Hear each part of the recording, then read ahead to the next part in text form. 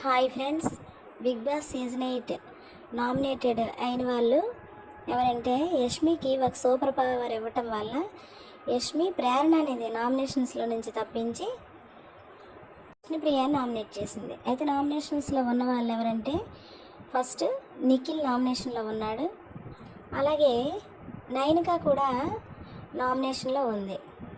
మరి యష్మి నామినేషన్లో పెట్టింది కనుక విష్ణుప్రియ కూడా నామినేషన్లో ఉంది. నెక్స్ట్ కిరాక్ సీత కూడా నామినేషన్లో ఉంది. కిరాక్ సీత తర్వాత ఆదిత్య ఓం గారు, ఇతను కూడా నామినేషన్లోకి వచ్చారు. నెక్స్ట్ నాగమణికంట కూడా నామినేషన్స్లోకి వచ్చేసాడు. ఆ తర్వాత శేఖర్ భాష కూడా నామినేషన్స్లోకి వచ్చేసాడు.